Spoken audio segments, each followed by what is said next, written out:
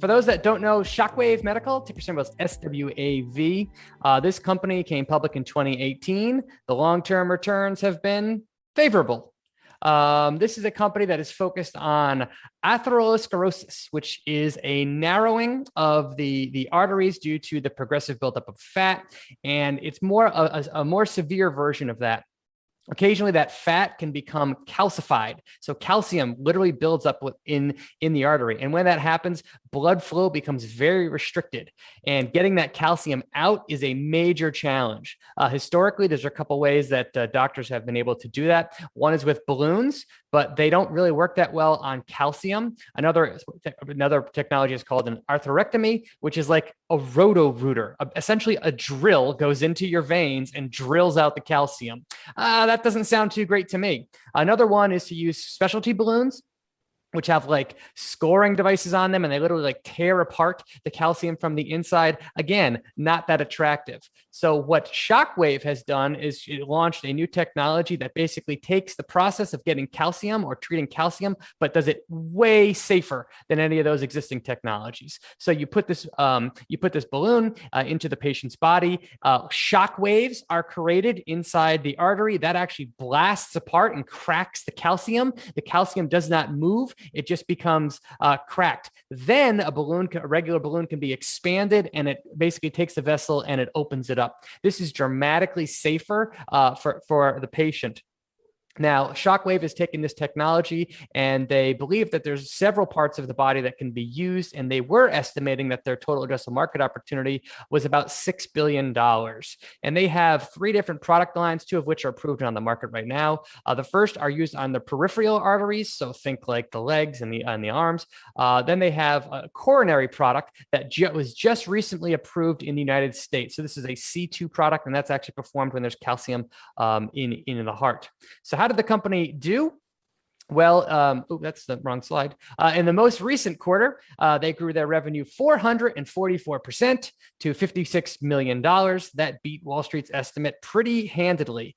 Now, the eye-popping growth is mostly due to an easy comparison period. This is the period when hospitals were essentially shut down, and procedures like this were non-necessary or not 100% necessary. And in the year ago period, they didn't have the C2 device approved in the United States. So you add those together and you get some really strong top line growth. The growth was strongest in the United States, where we got FDA approval for that C2. Revenue was $43 million, but this is also an international business and has been for a few years. So they actually are getting revenue outside the country. And if you look at the product lines, the legacy peripheral products grew about almost 200%, but the C2, the heart products, that grew 905%. So very strong result in the top line.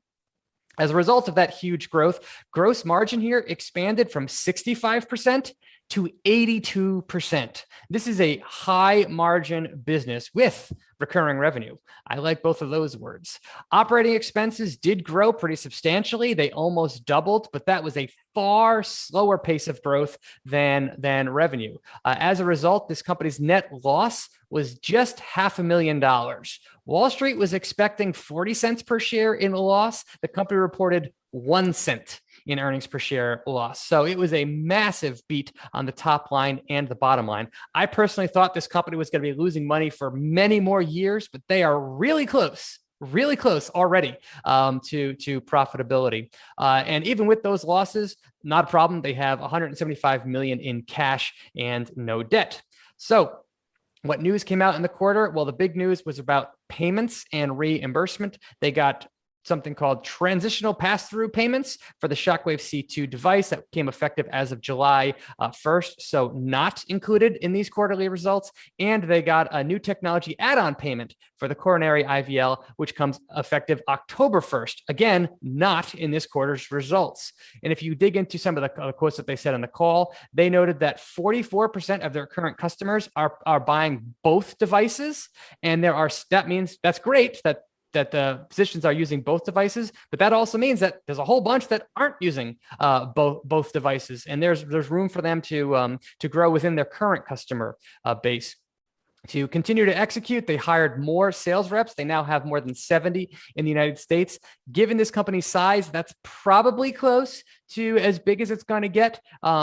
but it might grow a little bit from there. But that's good to see that their sales and marketing team is reaching the scale that it needs to cover essentially the entire US. They said that the big opportunity for them in the near term are going to be continued penetration as well as higher reimbursements rates, and they're also expanding geographically. Now, when you add all that together, they actually believe that their total addressable market opportunity now is no longer 6 billion. They think it's 8.5 billion. So they believe that their total addressable market opportunity grew quite nicely. And they're also working on ways to continue to drive down the cost of the device. And they believe that there are continued margin gains for their products. So that 82% gross margin could still continue to tick higher. As for guidance for the year, management raised it significantly. They were previously expecting $200 million. Now they're expecting $220 million. That's a nice bump sequentially. And if you look at what analysts believe, they're only predicting $200 million right now. That's huge growth. And they're expecting another 64% growth next year. It's possible that that number is low given the reimbursement that we've come up with. Of course, it's just a guess. So this is roughly a $6 billion company, again, estimating for $220 million in revenue this year, assuming they hit that and don't exceed it or decline. That means this stock is trading at about 30 times sales. Expensive? Sure is, but triple digit growth plus an accelerating margin plus reaching cash flow positive. I understand why the market is excited. So that's Shockwave, SWAV.